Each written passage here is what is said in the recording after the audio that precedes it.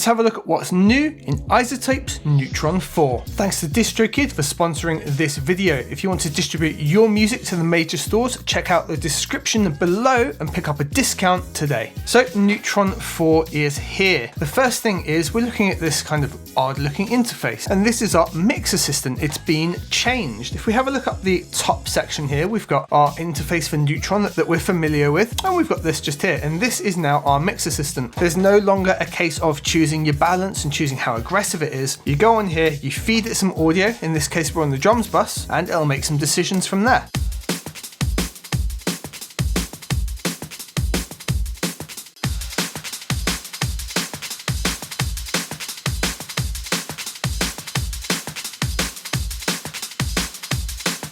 As you can see, the interface has changed considerably. This is now the sculptor, effectively, to what we had in Neutron 3. We've got a much larger display, and we're using that kind of tonal balance curve that we get in the tonal balance control as our visual. In this view, everything's set out to be broad sweeps that will directly affect this side here, for example. As you can see here, it's now added the sculptor, equalizer, compressor 1 and 2, and the exciter. So it's done quite a lot of processing. And the simple controls at the bottom will control multiple parameters within each element. And things like the tone match slider will directly affect the sculptor in Neutron. For example, if we bring it down to 0, we can see the sculptor is now set to 0 as well, up to 100.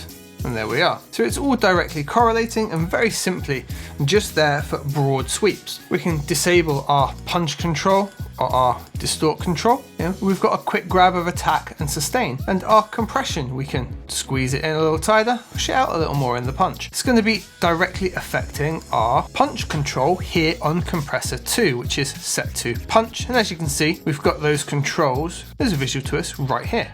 And we can balance them in quick and easy from here. It's a similar story with Distort. If we go to our main view here, we've got our exciter and our balance here. And we've got these two icons here, classic and trash. And they can be switched over here with the classic XY control that we're used to. Moving over to the different types of emulation, switching over to trash, we can move to those as well.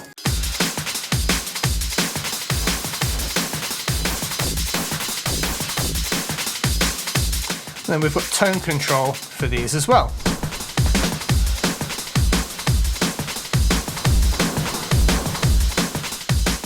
Or we can just disable them entirely for quick A and B.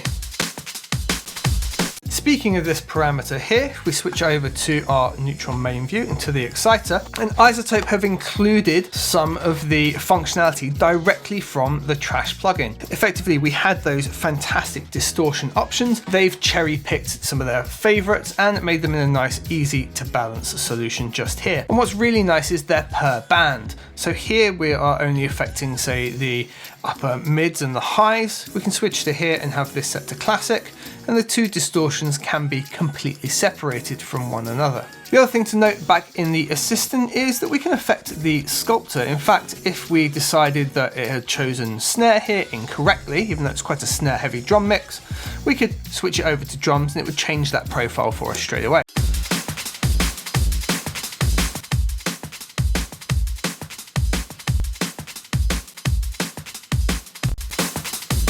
Change it over to other, and give it a quick balance as well. If you've created other balances, you can hit the little plus button here and you can bring those in as a reference. I could use Still Dre here, for example, from the WAV and create myself a sculptor reference. I now have a Still Dre sculptor reference for my drums.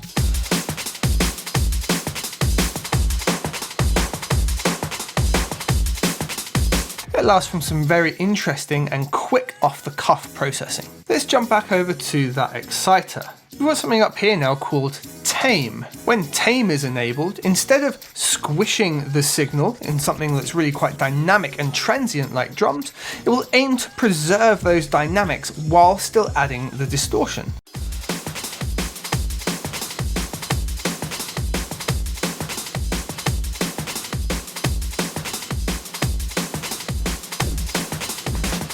Be really quite extreme, but we've still got the dynamics. If we take off Tame,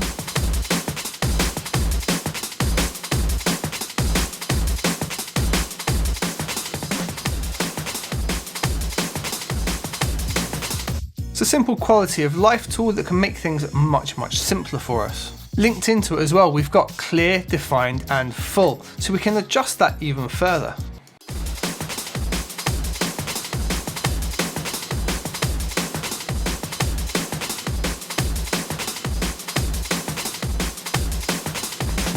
Much like we had on things like the EQ previously, we can also automatically learn our frequency splits. So if we've split this into 3 multibands, we can hit learn, and based on our input,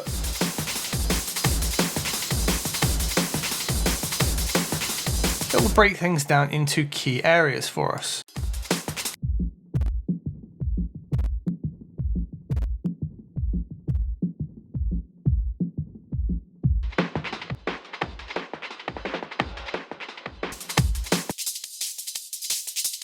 Splitting it in nicely there up into our highs, mids, and our lows kick snare body.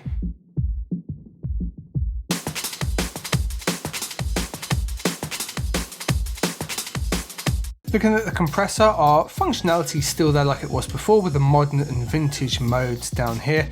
And we've got our different views depending on what we'd like to see in terms of dynamic processing and the multiband splits. And as we bring the threshold down,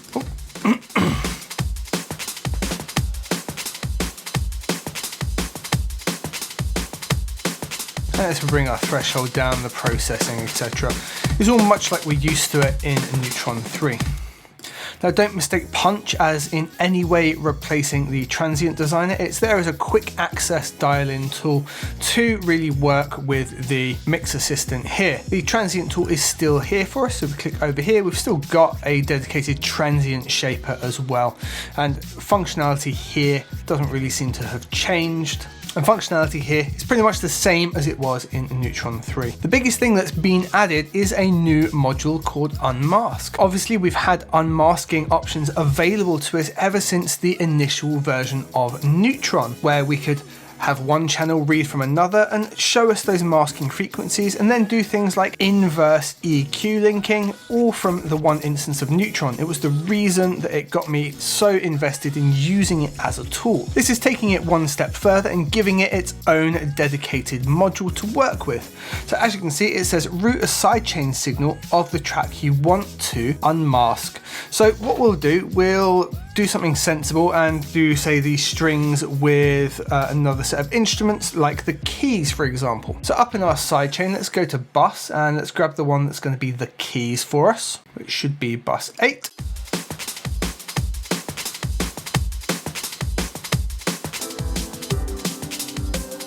So now we can see the relationship between the drums and the keys in the track here. The keys very clearly showing up in the purple there. And what Unmask is doing here is, depending on the one signal feeding into the other, it adjusts the profile, much like with an EQ, but far more detailed. And as you can see, we can almost completely remove our drums in favour of the keys, or just dial in a far more subtle balance. The keys are no longer there.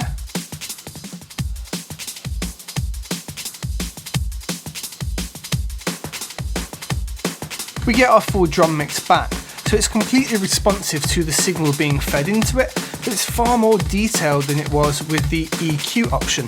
Now, not to say that the EQ option is still available to you as well. So let's add in our equalizer. And we can turn our masking meter on up here by choosing another instance. We could go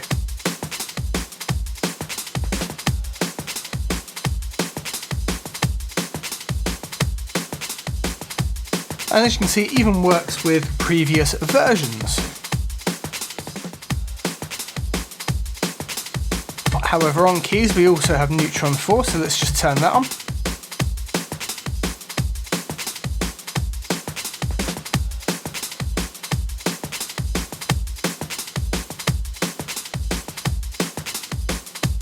Let's turn Neutron on the keys and we can pick it up just here. So now at the bottom, rather than splitting our view, we can now switch between the two, look. we can see those profiles. However, if we switch inverse link on, we can now see grayed out the opposite profile and dotted in the case of the keys now. And because we've got inverse link on, let's turn up our masking sensitivity and give ourselves some keys again. We can now see where it's masking, and we could, for example, bring the keys out and it would inversely do the opposite for us with that inverse link there. Same functionality we had in the past, but just presented to us in a much more ergonomic way. So we are going to do our traditional, can Neutron automatically fix my mix? So I'm going to add Neutron 4 here onto all the buses in this track, assess the audio and make the adjustments it thinks will benefit our track. So let's let it get on with that. All right, let's A/B it and see if that automatically improved my mix or not.